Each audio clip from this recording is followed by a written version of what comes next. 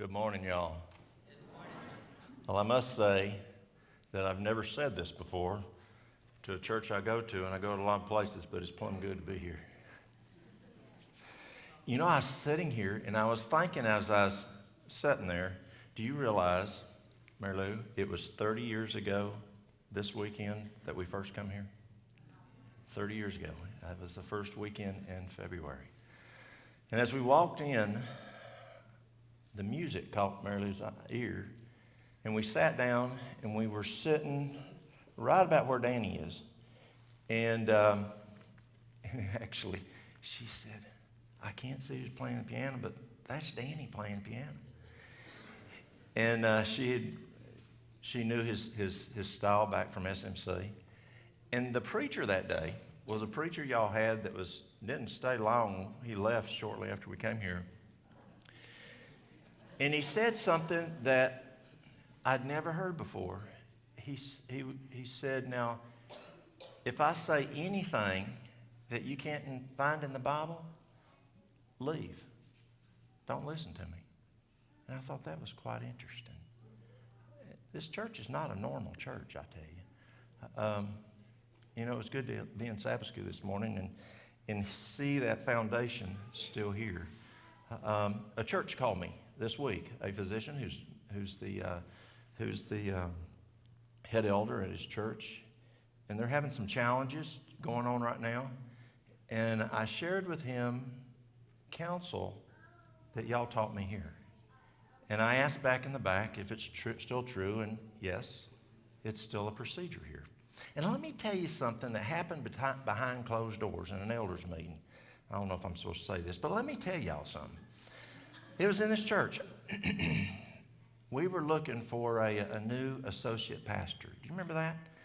And we went to a local restaurant, and the conference president came up. And he says, I've got the man for you. Now, he's my man, and you leave him alone. He says, I don't care what music he plays. I don't care what he does, where he takes the kids. He's my man. Just leave him alone, and I will give you an associate pastor, youth pastor. Do y'all remember that? And do you remember what all of us voted for unanimously? Take his youth pastor back to Charlotte. That's the kind of church y'all have here, and y'all are blessed. You really are. This morning, I'd like to share with y'all something that's dear to my heart. How many of y'all believe that Jesus is coming soon? You believe so? I believe so. And I believe in something called preparing. And as y'all remember, I was part of the fire department, something I started at SMC, and I continue today. And I was on the Randleman Fire Department when we lived down in Randleman. And we find in the fire service that preparation is very important. And I go into the school system each year, and I teach the kids. Do you know, now, Dan and I were at SMC back, 40-something years ago. And actually, it's been 40 years ago tomorrow that Mary Lou and I started dating down at SMC. But I joined the fire service 42 years ago. And today we have much less structure fires than we did when I started. And the United States Fire Administration says that is because of two major things. One is we have better wiring codes today. But number two is this right here, where we go in the school system and we teach the kids about fire prevention. And as we go in there and we teach them year after year after year, and as children grow up and they become moms and dads and have their own homes, those practices are put into place, and we see less structure fires. We go and we teach the kids about stop, drop, and roll. We have our firefighters come in, and we show them that we're not Darth Vader coming in, and not to run in the closet, not to run under the bed, to come to us when their house is on fire. We have a little fun, and we go in and teach. And actually, that firefighter right there in the black is Carson. Carson was born when we lived here. Carson turns 30 this coming July. It's hard to believe, isn't it? He was born while we were going to church here. This is a car wreck that I came upon, and actually I saw this wreck. What would happen if the firefighters who got off that fire truck said, and that door the driver's door, it had to be pried open. And what if the guys had not prepared? What if they had never learned about how to use Jaws of Life, and they got off the truck and when one guy says, "You get Jaws and I'll read the manual." Is that a good idea? That door had to be pried open, and we had to fly that guy out. I apologize, I was late this morning coming because I was following through on preparation. Last night we had a significant wreck. Two cars wrecked at home, head on. All three occupants in combination of both vehicles were killed. And so this morning I was applying the process of getting our guys help. Especially one fatality, our guys do pretty well. But when we get into 2, 3, especially 3 fatalities or more, our guys start having some challenges working through that. And so this morning while I was at the hotel, I was working on getting that team to go in and take care of those guys. It was 2 fire departments that were involved. Those guys need help today. Preparation. You know, we said, well, in a couple of days, and the guys were having problems, and we say, well, maybe we need to help those guys. No, let's jump on it. Let's nip it in the bud. And so that was happening this morning. This is a situation where we had a family that came in. Thank you. We had a family that came in from North Carolina over to Waterville, which is the very first exit, getting off I-40 on exit 451. It's a rafting area. It's the Pigeon River. It's the #1 rafted river in the United States. Starts here in North Carolina and runs into Tennessee. And there in Hartford, it's where we have 11 rafting companies. This couple and their 2 daughters, they were driving from Asheville, headed over to Tennessee, and the little girl had just got her driver's license. Y'all remember when we got her driver's license? You know, "Daddy, can I drive? Can I drive?" And they're driving off I-40, and that's too dangerous. And so they get off the exit 451. "Daddy, can I drive? Can I drive?" And he goes, "Okay, this looks like a safe road." And so he gets out. Mom gets in the back seat. Dad gets in the front seat. Daughter gets and starts driving. Oh, it's a narrow road. And as she's driving, she comes off the road, and her right tire comes off. Well, what's the kid do? Jerks it to the left, stomps on it, and launches into the Pigeon River. That is their car right there.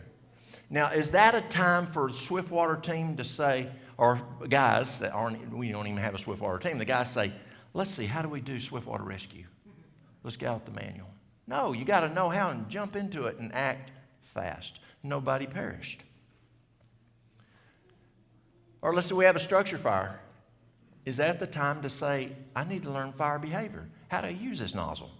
No, you've got that lieutenant who just ran around. He's done a 360. Is there any kids hanging out the back window upstairs? Is anybody out there asking for help? Is there a propane tank in the back? And he comes around, he's done his 360, and now we're ready for attack. Why? Because we have prepared.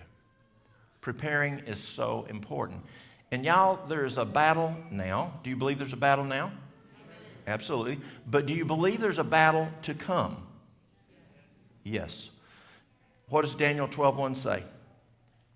It's going to be a battle worse than anything has ever happened. When Michael stands up, it's going to be worse than ever. You know, we see terrible, awful things. I definitely see terrible, awful things in the fire service. But my eyes were plumb opened when I went to Rwanda. I go over and teach in Rwanda, and we have a program that we teach over there, and it's doing quite well now. And they've just jumped on it like a tick on a dog, and it's working well. And I learned about, I remember, I was here. I was here when we were dealing with the Rwanda situation. And, or maybe it's the year before I came here, somewhere right in there. It was in 92, so it had to be the year before I moved here. And do you remember the genocide? Do you remember that? Over 1 million people were killed in how often? How long? 100 days. Over 1 million people. The Hutus killed the Tutsis, and you could in an Adventist church have Hutus and Tutsis in the same church. And there's a guy here from Kenya. Where's he? Yes, you remember that, don't you? Were you living in Kenya? And so it came time that the Hutus decided to kill the Tutsis. And as I went through the Genocide Museum, as I listened to stories, the conference president, his wife and 8 children were slaughtered by machete. Danny, how would you handle that? Are you ready for that? And they told us stories, and I will not tell y'all what happened to the children because there's children here. And what happened to the wives. I won't tell you what happened to the wives in front of the husbands. It was satanic. And I'm sure you heard about that over in Kenya. What happened? A time as never before. It's going to be worse than that. Are you ready for that? It's going to be worse than the Reformation. How many of y'all have read Great Controversy? And you've read the stories of the Waldensians and the wife sitting there as the husband's burned to the stake? Are y'all ready for that? And so this morning I'd look at how do we prepare the brain for battle, both for now and to come. Preparing is so important. Number one is the fuel that you put in the brain. Now, looking at fuel, anybody know how much that car runs? Anybody have a guess? How much? 50? 250,000? Oh, 450,000? Try $8.5 million. Now, do you think that they're going to put kerosene in that car? You think they're going to put diesel in that car? They're very cautious on what they put in that car. How about this car? It's a Bugatti, special Bugatti, $18.9 million. Now, that's just plumb crazy. And then there's this car. Now, that car, the driver was not happy with it. He bought it in Newport. And then it had 800 and some horsepower. His first gas tank, the computer said he got 2-point-some miles to the gallon. And you will be the only church that's got this answer right. And he decided he wanted more power. This man is 70-some years old. And he sent it to this fella in Level Cross, North Carolina. Who did he send it to? I told you, you're the only church that got that one right. He went and sent it to Mr. Petty and his crew. Mr. Petty cranked it up between the engine and the NOS to 1,500 horsepower, 1,500 horsepower. That's more than the Bugatti. Mr. Petty told this man, he says, you can no longer buy your fuel at the gas station. You have to buy your fuel probably from the airport. It has to be 115 octane. And this man told me that Mr. Petty told him you no longer get miles per gallon, you now get miles per tank. And Mr. Petty took first gear out of it because it just squallets tires in first gear. And he says, don't park it, when you park it, do not park it with the tires turned because it just do a victory spin. And so when he parked it, he had to have his tires always just straight. It's a powerful car. His boys will not even ride in that car. It is so powerful. But the fuel is very important of what you put in that car. Would you agree? Well, I was trying to figure out how to get a manual, and so I found a manual in this S Cabriolet. And let me read to you what Mercedes says. They say, note, damage caused by wrong fuel. Even small amounts of the wrong fuel could result in damage to a fuel system, the engine, and the emission control system. Never refuel using diesel. Now, you'd think it's just horse sense, right? But there are people who make the mistake and put the wrong fuel in, and I won't go into those stories. But anyway, gasoline more than 10% ethanol, gasoline more than 3% methanol, gasoline with additives containing metal. So they're very specific on what fuel needs to go in that vehicle. Do we need to be specific on what fuel goes into us? Yes. This is interesting. If you accidentally refuel with the wrong fuel, do not switch the engine on. I remember one time at Collegedale, we had a fire one night late at night, and it's so nice I can talk and y'all understand me. Sabbath school really affirmed that. Listen to the teacher and the rest of y'all talk like I do. I was in Atlanta a couple of weeks ago, and there were people from the Caribbean. They had no idea what I was saying. And they were in Atlanta, but it was a Caribbean church. And so what happened was one night, it was late. It was actually early in the morning. We had a fire, and the driver of the fire truck comes up, and we had 2 fuel tanks, one diesel, one gas, because some of our trucks were diesel, some of them were gas, and he put the wrong fuel in the truck. Fortunately, he caught it before he cranked it, and we had to leave the truck, and our mechanic, Jimmy, had to come over and drain the fuel. And so it says here, if you accidentally refuel with wrong fuel, do not switch the engine on. Now this is interesting, look at this. Even small amounts of the wrong fuel could result in damage to the fuel system and the engine. The repair cost, does it say could be? It says are high. Is there any time that we stick something in our mouth and we go, that shouldn't be there? Could it damage our system? Could the repair cost be high? Yes. The brain is the organ and instrument of the mind and controls the whole body. In order for the other parts of the system to be healthy, the brain must be healthy. In order for the brain to be healthy, the blood must be pure. If by correct habits of eating and drinking, the blood is kept pure, the brain will be properly nourished. And so many times I wondered in healthcare, which is first? You know, what happens in the brain, what happens in the body? It's very clear here. God has pointed it out to us. Before you treat the body, you must treat the brain. And the way you treat the brain is by taking care of the blood. And the way you take care of the blood is by what? What you stick in your mouth. Eating and drinking. And yes, it's true. The other laws of health are very, very important. But it's very important of what we stick in our mouth. And as we look here at what we read this morning, see, God could have said, whether therefore you do all to the glory of God. And that would have been all-inclusive, would you agree? And that would have been fine. But God loves us. Does He love us? Does God love us? Yes, He does. And so He said, listen,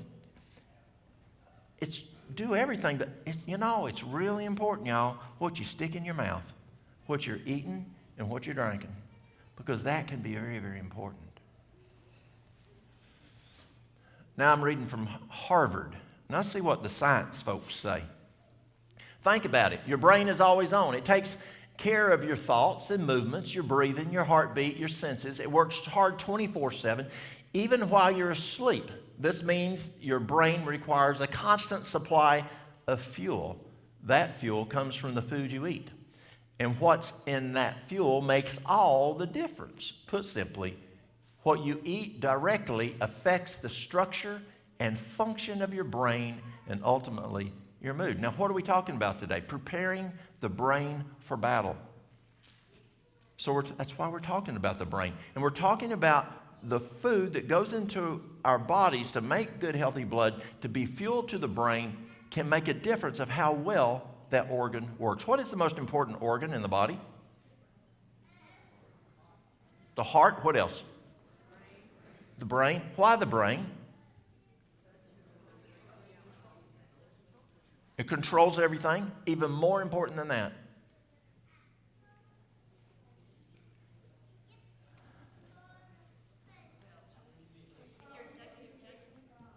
it's how you talk with God.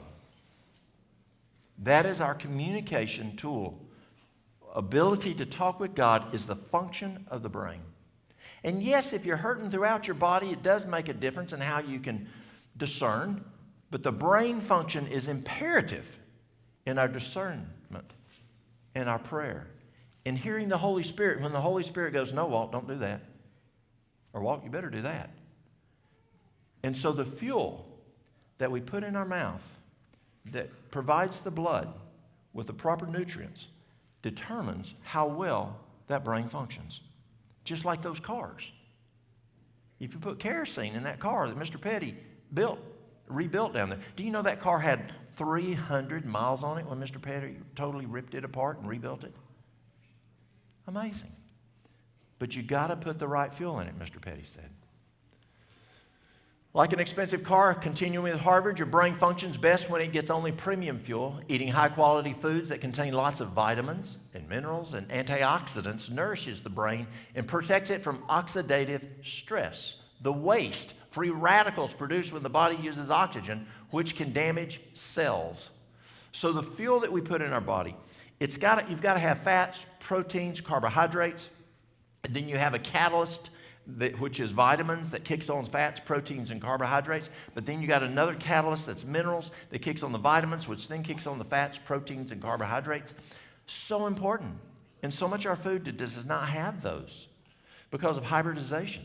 Did you know it's that time of year? Anybody put in? I know y'all do gardening here. How many of y'all doing gardening? Let me ask a question real quick. I ask this in every church that I go to, and I think y'all are going to beat them. How many of y'all were born in this county? How many of y'all? How many of y'all from central North Carolina originally? Okay. How many of y'all from North Carolina? Raise your hands high. Yeah. How many of y'all from the South? Yes. I knew y'all would. Okay. It's amazing. Isn't it so cool to come back 30 years later and see folks still running the church? It's so good. I appreciate y'all. So North Carolina, University of North Carolina, Department of Agriculture found that hybrid seeds uptake only approximately 40% of the nutrients out of the soil that an heirloom seed would pull out. Let me say that again. A hybrid seed pulls out of the soil approximately only 40% of the nutrients that an heirloom seed will pull out and put in that tomato or whatever else you're growing. That's huge. And this is another cool thing. And I learned this just last year. I've gone back to school again. And when you have an heirloom piece of food, it doesn't have a good shelf life. And the reason it doesn't have a good shelf life is there's chemicals in it that start breaking it down. And so what they did is they went and hybridized the food so that they got rid of some of this chemicals that's in there that causes it to rot faster. And you know what them chemicals are? Amylase, protease, and lipase. Now, that's very important from the first third of digestion. And God put it in our food, enzymes, digestive enzymes, to help, because the other parts in our saliva, as I talk to the kids in the school, I teach them about spit. And you got to chew and mix the spit with the food so it soaks up the saliva into the food so that the enzymes are there to break it down. Well, God put enzymes in our food, but we have, in order to have a longer shelf life, hybridized out those enzymes, and now we don't have adequate enzymes. And so research shows us the organs in the body are actually having to overwork, or you're even lack of enzymes, therefore you're not breaking the macro into micro nutrients, so they'll be soaked up in the villi. Unfortunately, just like an expensive car, your brain can be damaged if you ingest anything other than premium fuel.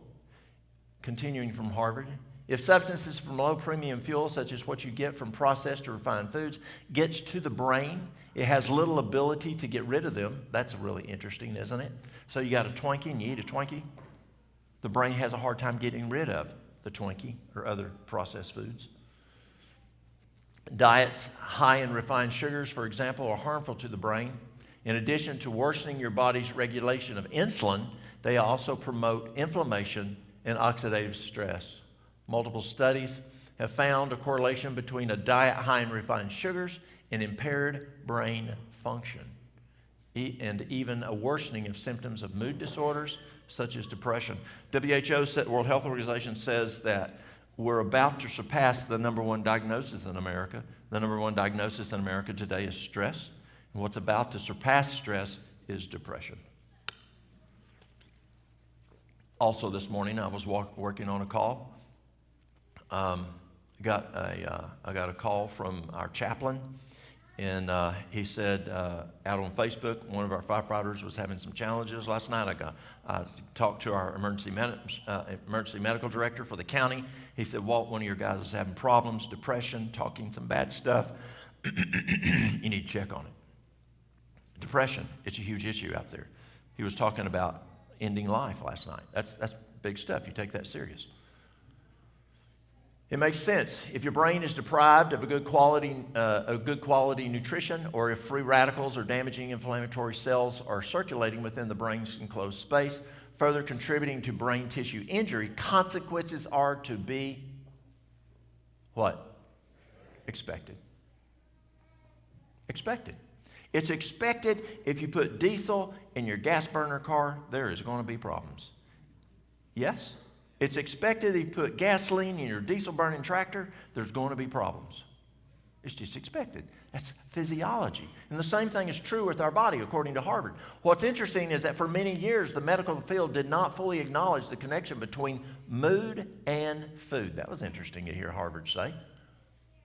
Today, fortunately, the field of nutritional psychiatry is finding there are many consequences and correlations between not only what you eat, how you feel, and how you ultimately behave, but also the kinds of bacteria in your gut. And we could talk all weekend on gut biome. MIT is doing some amazing research on gut biome. We have to protect what's going in our gut. And I'm trying to remember this if I'll talk about it this afternoon. The 75% of your immune system is dependent on what's going on in your gut. Anybody ever ridden one of these? What if, instead of putting coal, he put toilet paper? Is it going to make it up the mountain? No, you've got to have the right beet to use. Fuel. Best fuel for the brain, avocados, number one. Beets are good fuel, blueberries, broccoli, celery, green leafy vegetables, rosemary, turmeric, potatoes, asparagus, walnuts. I talked to a boy yesterday.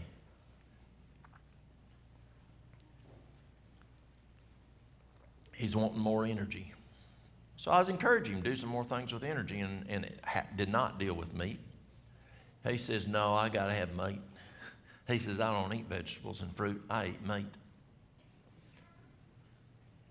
I said, buddy, what do elephants eat? They're strong. Or how about Clydesdales? Or, giraffes? Or gorillas? I miss going over to the zoo and seeing the gorillas over there. Y'all have a tremendous zoo. Best zoo I've ever been to. The big animals, they don't have to eat meat. The second key, WHO and the CDC says, is the importance of exercise. Psychology Today, it's a journal for psychologists. It says, neuroscientists around the globe agree that physical activity is the best medicine to maintain brain health throughout one's lifespan. The best medicine, the best medication for your brain, according to these neuroscientists around the world, is exercise. There's a guy at Duke, Dr. Walter Kempner. He was a genius, very smart man. German. Not only was a physician, he was also, I think it was a PhD in biochemistry. And as you look at when we grew up in school, we had morning exercise, recess. We had recess after dinner. Now I'm a country boy, dinner's at noon. We had recess after dinner. We had recess in the afternoon. And then we played when we got home. And this physician at Duke found that adults need the same thing. We need to exercise 4 times a day for optimum health. It's very, very important. Exercise improves the structure, function, and connectivity of your brain. Psychology Today also reports there are many reasons that exercise is good for your brain. These include increases blood flow, which improves cerebrovascular health, the release of neurotropic factors like BDNF, which stimulates the growth of new neurons, and the benefits of glucose and lipid metabolism, which bring nourishment to the brain. People who regularly perform aerobic exercise, running, jogging, brisk walking, swimming, cycling, have greater scores on neuropsychological function and performance tests that measure certain cognitive functions, such as attentional control, inhibitory control, cognitive flexibility, working memory, declarative memory, spatial memory, and information processing speed. How good's your information processing speed? Anybody ever ask you a question, you go, or even where the keys are? The transient effects of exercise on cognition include improvement in most executive functions, attention. I think some folks need more exercise there. Attention, working memory, cognitive flexibility, inhibitory control, problem solving, and decision making. Y'all, we're preparing the brain for battle, a time as never before. Do we need these functions in our brain to work well? Are we presented with temptations that we need these items working? Yes? Quickly. Not to think about it tomorrow and go, I wish I didn't do that. Have you ever done that? That was stupid. You ever done that? Well, it needs to be fast. You know, I remember when Lotus came out. Y'all remember Lotus? And I remember going over to Durham and learning how to use spreadsheets with Lotus. And you'd hit F7 on these big budgets. And it would take about, a minute to crunch them numbers. A minute. And we're sitting there, and this boy from Raleigh, he's sitting beside me. And his number in about 3 to 5 seconds is crunched. And we did it again, and we'd hit F7 to do the calculation, which is a whole lot faster than rewriting budgets, I can tell you that. But it was just fast. And I said, what did you do to your machine? And he says, nothing. I said, no, you did something to your machine. What did you do? He said, well, I increased my processor from whatever chip it was, from 2 meg to 4 meg RAMs, his memory. Now, I mean, today, that's nothing. But we need to be, today when you hit it in there, boom, you got an answer, right? When you hit enter, boom. And that's how we need to be when Satan comes and dangles something in front of you. You don't need it to be a while. No, that's wrong. I ain't doing that. Or, yes, God, I'll do that right now. Exercise makes that processing speed increase so that we can make those discernment decisions. An information processing speed for a period of up to 2 hours after exercising. Students, how many of y'all are in school? If you want to make better grades on your tests, exercise within 2 hours before a test, and your processing will be better. You'll do better on your scores. Water. Adequate hydration. Our brains depend on proper hydration to function optimally. Brain cells require a delicate balance between water and various elements to operate. And when you lose too much water, that balance is disrupted. Your brain cells lose efficiency. Years of research have found that when we're parched, we have more difficulty keeping our attention focused. We need a lot of people drinking water. Dehydration can impair short-term memory function and the recall of long-term memory, both short-term and long-term. The ability to perform mental arithmetic, like calculating whether or not you'll be late for work if you hit the snooze button for another 15 minutes, is compromised when your fluids are low. And the question is, how much water do you drink? According to the University of California at Davis, it takes a half a gallon, 4 water bottles, 2 liters to run a 5-year-old. A half a gallon, 64 ounces, 2 quarts, 2 liters, 4 water bottles, all equal 64 ounces, basically. That's how much it takes to run a 5-year-old. Is anybody in here 5 years old? Who's 5? Okay, can you stand up a minute so we can see you?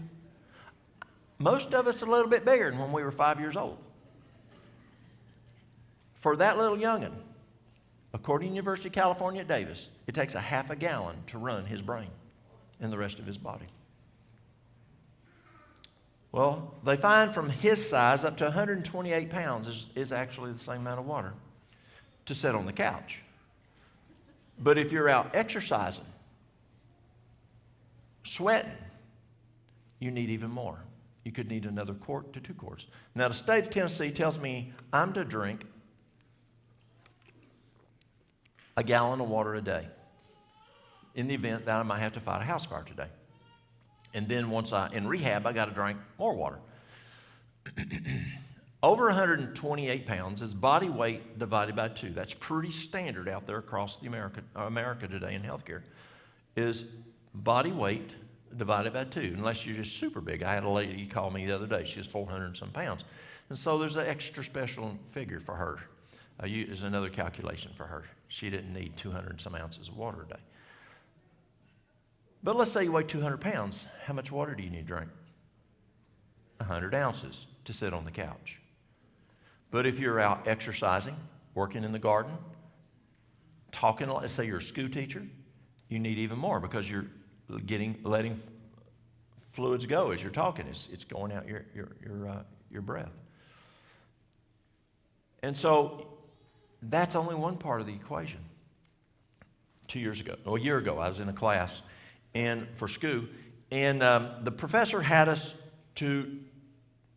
The first week, it was a class that we looked at labs, a lot of different labs. And so one of the items that we had to monitor was hydration. And he had all of us in class measure our hydration for a week. Most everybody was dehydrated that whole week. The next week, he had us use the formula. If you're 128 pounds or less or 128 pounds or more, the formula I just gave you, we followed that for 1 week. Most everybody was dehydrated. Well, what's going on here? Well, what he did is he introduced us to, we learned this back in physiology in school, but he gave us some history behind it. We learned something about free flow. Did y'all in school and healthcare learn about free flow? Well, they taught us about free flow in A&P years ago, but what happens is this physicist who was buddies with Einstein, who was another He was a physicist, real brainy guy. He found out that when you drink more than 3 to 4 ounces of water at a given time, it goes into free flow. You just urinate it off. So have you ever drank a glass of water or drank a water bottle and not long later you had to go run the restroom? Because you had free flow. And what he found was, if you will do this,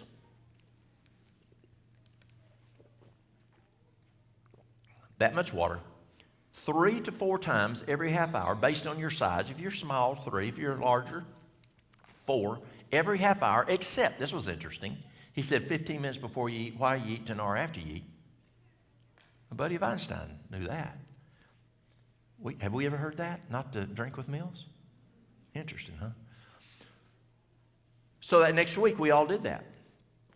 The next week, every one of us, every single day that we tested, and we tested our multiple labs every day to learn how to do it. And so everybody in the course were hydrated that next week because we took the body weight divided by 2. We then did this 3 or 4 times, making sure it was just throughout the day. And it's, I'm an old farm boy. I grew up on a farm. It's just horse sense. You take a 5-gallon bucket and you pour it on a mater plant, what's going to happen? It's going to run off. But if you have a drip line, you're going to have better saturation. And the same thing is true with our body.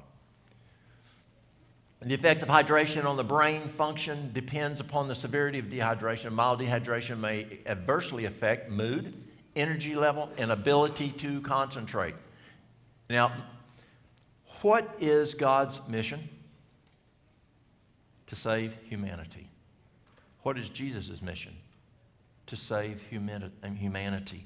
What is our mission? To point the sin-sick soul to Christ. Yes? And are we all sin-sick souls? Yes. And so, if you are a person who has mood issues, do you think somebody wants to have what you're trying to give them? Danny warned me I might better take this thing on here. So if you're trying to tell a person that you need to be a Christian and you're mean as a striped snake, do you think they want to be part of you, what you're belonging to? No. Dehydration can affect your mood. Ability to concentrate. Do we need to concentrate? Yes, we do. Severe or prolonged dehydration, according to Mayo Clinic, dehydration may cause serious cognitive impairment, delirium, permanent brain damage, or even death. Now, that's major dehydration. But it definitely can cause cognitive impairment significantly. Just a mere 2% drop in body water can trigger fuzzy short-term memory, trouble with basic math, and difficulty focusing on the computer screen or a printed page. And that's work issues. Batmangiati. Who's ever read Dr. Batmangiati? If you want to read and learn about hydration, Batmangiati is a physician. He's probably the expert out there. He wrote a book called Your Body's Many Cries for Water.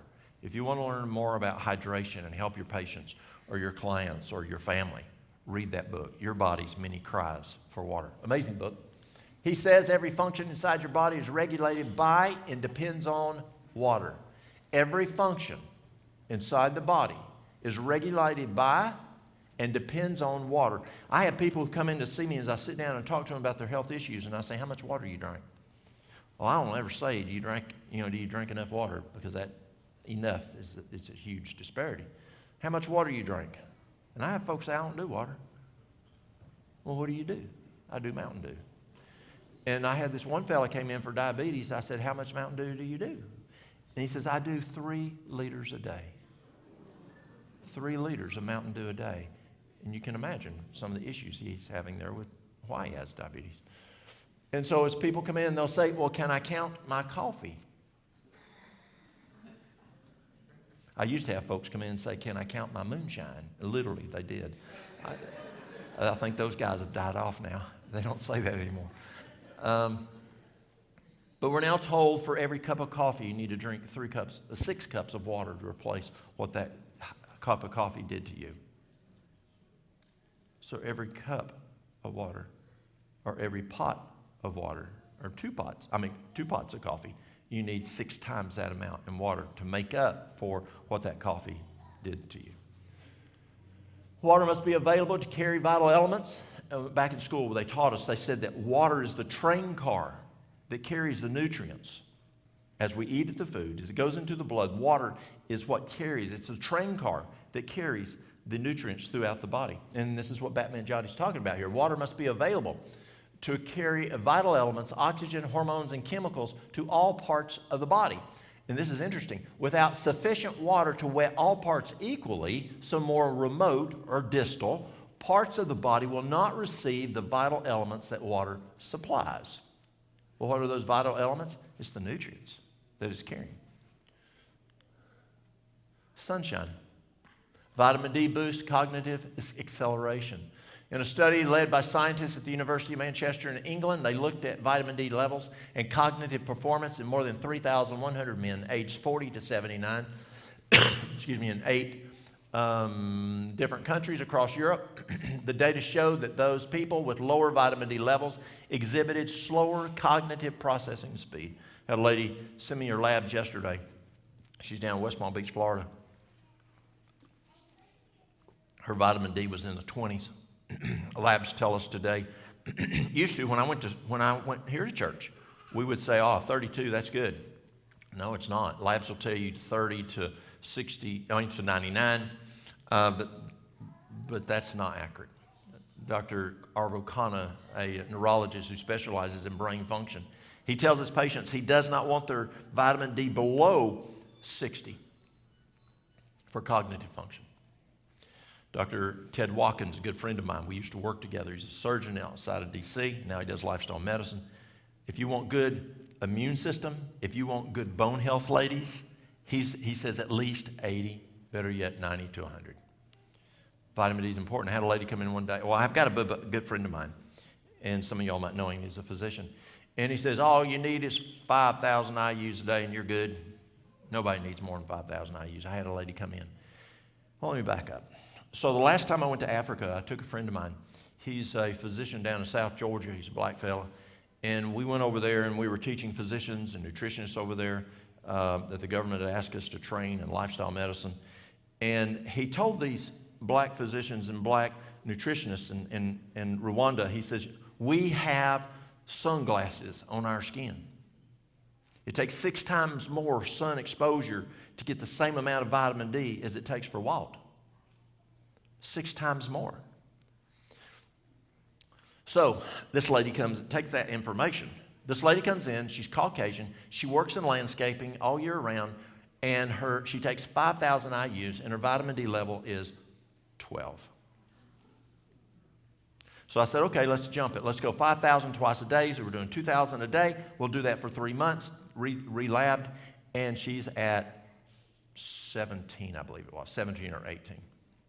I think it was 17. So I called my buddy up in D.C., Watkins, and he does a lot of research with vitamin D. He says, Walt, let's do 20,000 BID. So 20,000 twice a day. So that's 40,000 a day. We went 3 months. It was 24. He goes, I don't know. He says, that's not good. And I said, well, we got to research. Well, less than a week later, he calls me. He says, Walt, did you see the study just came out this morning on magnesium, the effect on vitamin D? I said, yes, I saw it this morning. He says, let's check that out. So we went to magnesium, to bowel tolerance, and did another 3 months, and she was at 97. She didn't have enough magnesium. Why are we deficient in magnesium? Why is 85% of America deficient in magnesium, we're told? Because the number one diagnosis is stress. When you're stressed, adrenaline goes up. When adrenaline goes up, God has a fire extinguishing system that goes off, and it dumps magnesium to buffer the cells and protect it from the adrenaline, we're told. And so if you're stressed out, you could be low in what? Magnesium. So it's not how much vitamin D you take a day, it's what is in the blood. You've got to do a blood test for that. Vitamin D deficiency is a current epidemic in our society, affecting 90% of the world's population, according to vitamin D expert Michael Hollick. We estimate that the vitamin D deficiency is the most common medical condition in the world. It is clear that most people are not getting enough healthy sun exposure. Why? They're inside. They're working. Or they're sitting inside on their telephones or TV. It was said in Sabbath school today that it was said 50% of the folks ain't working.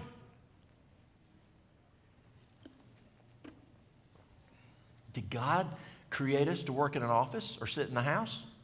He created us to be outside. They didn't even have a house. They slept on the ground at night. We were created to be outside. Vitamin D deficiencies increase brain degenerative processes. A study published in the Archives of Internal Medicine showed that those who are classified as deficient in vitamin D were 42%. Listen to this, y'all. Those that were deficient in vitamin D were 42% more likely to have cognitive impairment. Meanwhile, those classified as severely deficient were 394% more likely to have cognitive impairment. This is the Archives of Internal Medicine. Do y'all know what your vitamin D level is? You need to. And the only way you're going to find out is not how much you take a day, but you need to get the lab work to find out. Because you want that brain working well. Why? We're in a time of battle, and we're about to go into a time as never before. And Danny and I were talking right before we came in, and Danny's going, it's going nuts. It's going nuts. It is going nuts. Would you agree?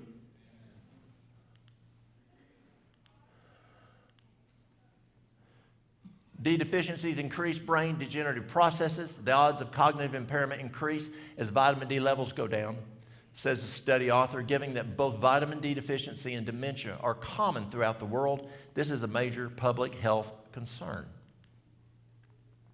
Serotonin brain function. See what happens here is we go outside and as the sun comes through the eye, it stimulates the pineal gland to convert the tryptophan that you had in your flaxseed this morning, which you ground and ate within 15 minutes. It converts the tryptophan into what? Well, into serotonin. And so then, as the day goes on, if you don't eat a big supper, if you go to bed on time, your pineal gland converts the serotonin into melatonin to help you sleep. You got to have sunshine to make these happen. It is believed to help regulate mood and social behavior, appetite and digestion, sleep, memory, and depression. Serotonin deficiency symptoms: poor memory, low mood, difficulty sleeping, low self-esteem, anxiety, aggression, making the right decisions, temperance, I used to think that temperance was, I don't drink, I don't do drugs, and I don't do alcohol. I'm temperate. You know, no, it's a lot more than that. It's a whole lot more than that. Alcohol, yes. Drugs, yes. Tobacco, yes. Do y'all still do stop smoking programs here? Do y'all still do those? We used to do 3 to 4 a year, once a quarter here.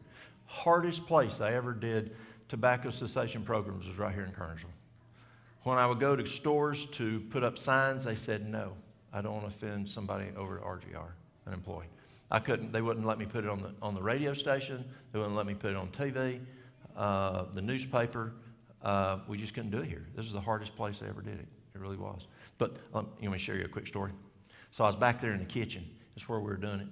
And this fella, we did Tuesday night, Thursday night. And on Thursday night, I said, now everybody's going to quit. And we used to have quite a few folks come. We'd have 20, 30, 40 people. And the room was plumb full of people. And I said, everybody going to quit Sunday night because we're coming back Sunday night. And everybody raised their hand except one fella. And I said, is there a problem? Why can't you do it? He says, my mother-in-law's come to town this weekend. She'll leave Wednesday. He says, I'll quit Wednesday. And that happened in your dining room in the back there. And mother-in-law came to town. She left. Wednesday night he quit, and he was very successful, did well. But it's more than that. How about music? Can the music you listen to affect your brain function? But it's my body. I can do whatever I want to with it. Isn't that what they tell you? It's not our body. God says in Corinthians 6 that his son bought it. It don't belong to us no more. We're just caretakers. TV, what about that? Can that affect our brain? Gaming? Have y'all done Scott Retzmith? Yes. Tremendous, isn't he? Tremendous. Social media, Scott talks about that. As we grow and develop, very specific chemical reactions activate and deactivate parts of your genome at strategic times and in specific locations, essentially turning on our genes on and off. Epigenetics is a study of these processes and the factors that influence them. Do not let someone tell you you're genetically predisposed, ain't nothing you can do. One, that's mostly a misdiagnosis, not 100%. But it could be you're just North Carolina predisposed. You know what I'm talking about? You eat the same food your daddy ate, and your daddy ate the same food his daddy ate. And y'all got the same diseases. If your granddaddy smokes and he gets lung cancer, and your daddy smokes and he gets lung cancer, and you smoke and you get lung cancer, I have had medical doctors argue with me till the cows come home. That was genetically predisposed. But I go into the school system, and a kindergartner say, Mister, that's because you smoke. It's not all genetics. But yes, there is some genetics, but here's hope. Through epigenetics, we're learning that through these laws that we're talking about this morning, you can even change your genes. And that is so cool, what they're finding in epigenetics.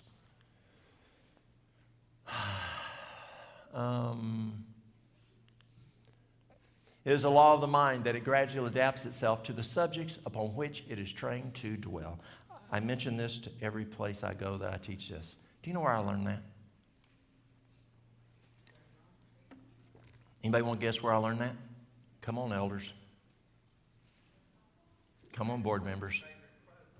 Pardon? I said it's Fred Rogers' favorite quote. That's exactly right. Fred Rogers would say that. Back in the board meetings. He would read that before we started. Sure was. It's right here. It is true. It is a law of the mind that it gradually adapts itself to the subjects upon which it is trained to dwell. Y'all had a huge impact on my life. You really did while I was here. It is the law of the mind that it will narrow or expand to the dimensions of the things with which it becomes familiar. The mental powers will surely become contracted and will lose their ability to grasp the deep meanings of the Word of God unless they are put vigorously and persistently to task of searching for the truth. Do we search for the truth? Do we search? Or we just sit there and let it feed in? Whatever someone else searched. The mind will enlarge if it is employed in tracing out the relation of subjects of the Bible, comparing Scripture with Scripture, and spiritual things with spiritual. Go below the surface. The richest treasures of thought are waiting for the skillful and diligent student. We've got to dig it. It's gems, and God has it there if we dig. We're almost finished. Adequate oxygen. Can you imagine putting that thing on that Bugatti? His air filter? I don't think it'd work too good. Effects of air pollution on the brain. We're fortunate when I fly into LA, if I go out there to speak. I mean, who's flown into LA? You fly in, and it was so interesting to fly out there during COVID. You didn't have that smog. That was interesting. Effects of pollution on the brain, children's psychological and motor development is negatively affected. Negatively impairs the brain white matter, which affects nerve conduction speed, brain inflammation. Negatively affects executive functions such as planning and memory. Cognitive impairment. Increased behavioral problems. Crime rates increase. That's NIH. But it's not just pollution, because you don't have a whole lot of pollution here. But are you breathing like a chihuahua? Or do you have good diaphragmatic breathing? Who's taking voice? Did they teach you diaphragmatic breathing? Who's taking a wind instrument? Did they teach you diaphragmatic breathing? Yes, they did. We need to have diaphragmatic breathing. Ellen White says that we need to have diaphragmatic breathing. We live longer, she said. Fresh air has many health benefits, improves the brain's ability to function, gives clarity to the mind, improves concentration, boosts learning abilities, gives a sense of happiness and well-being by altering brain levels of serotonin, and promotes quality sleep. Kills bacteria and viruses in the air. Rest. A sleepy person's brain works harder and accomplishes less. A single night of poor sleep is linked to less sufficient filtering, meaning one's brain has issues picking out important or relevant nuggets of information from all the insignificant junk one's senses absorb. Do we absorb insignificant junk? Do we need to be able to filter those out to have discernment? Satan's throwing stuff at you constantly. Sleep can affect that. Mayo Clinic finds the following on sleep and brain function. Getting at least 7 hours of quality rest each night is essential for optimal health. Harvard is now saying at least 7.5, but Harvard is flirting very, very hard with 8 hours. I expect Harvard to change pretty soon. Sleep provides the foundation for all daily habits and decisions. Sleep deprivation can negatively affect mood and temperament, as well as one's ability to focus on daily tasks. Lack of sleep influences what and how much one eats. It's not just how many, there's three major things I look at for sleep. How many hours are you getting? Hours. How many hours are you getting? I figured most of y'all understood that. Number two, what time are you going to sleep? We now know that from 9 to 10, see, when we were in school, when Danny and I were in school, in A&P, we did not know that the brain had the lymphatic system. It was not until 13 that was really started coming out, 14 when it was really becoming published. The brain has a lymphatic system. It's called the glymphatic system. And from 9 o'clock to 10 o'clock, the brain does a deep clean. And from 10 o'clock to midnight, it does a thorough clean and flushing of the brain. And if you ain't asleep, you ain't flushing the toilet. It's not working. And you're missing it. So that's number two. And the other is, are you having contiguous sleep? Or men, are you waking up 6, 7 times to go to the bathroom? at night because of prostate issues. Ladies, are you waking up? And then when you wake up, you're worrying about the kids, the grandkids, or anything else you can worry about. And you go to sleep, wake up again, and start worrying again. We need that REM sleep, and people are not getting that today. It's very important. Sleep allows time for the mind and body to recover from the day's work. During the rapid eye movement, REM stage of sleep, the brain sorts the important information from the unimportant and files long-term memory. This is very important, y'all. If this stage of sleep cycle is shortchanged, mental focus and acuity can decrease. Sleep deprivation has a propensity to make one feel cranky, short-tempered. There's just so much here. We're running out of time. This was interesting. Look at this one. And this is coming out of science. Sleep can help boost one's motivation and willpower, making it easier to fend off temptation. That's science telling us that. Is that important? Preparing the brain for battle? It is. And this one. It's the last one I'm going to look at. Can anybody tell me where that's located? What is the setting? A schoolhouse. In every Florida school and administrative building will be required to display "In God We Trust," according to a bill passed by the Florida House on Wednesday. The bill states the phrase must be displayed in a conspicuous place. When Tennessee K through 12 public students begin classes next month, the nation's motto, "In God We Trust," will be required to be posted somewhere in their schools. I go into the school system in our county, and I teach this issue. I call it the brain team. And I'm teaching these kids this information. And it's so important for the brains to function well. And if you teach them this, it's also going to affect childhood diabetes. It's also going to affect, other issues, because other lifestyle issues will take place. Used to, when I go in the school system, I'd have to say to the kids, when I got to this one, I say, take out your money and look at what your money, and what does every piece of money have on it? See, I couldn't say it. Wouldn't let me. And the kids would say, "In God We Trust." I said, yep, that what you just said is so important. Doctors in California found if we do that, what you just said, then you'll be healthier. When this was passed, it took the bridle off. And now I can talk to the kids about "In God We Trust," because it's in the main office in the school I go to the most. I'll be there this coming Tuesday. Again, I go every month, and I go into other schools in the county. And it's in a prominent location. And I can say, "In God We Trust." Is that important? See, when people come and see me, and as they walk out, I'll say, don't forget the most important thing. And that's prayer, trusting in God. It's not lifestyle changes that heals them.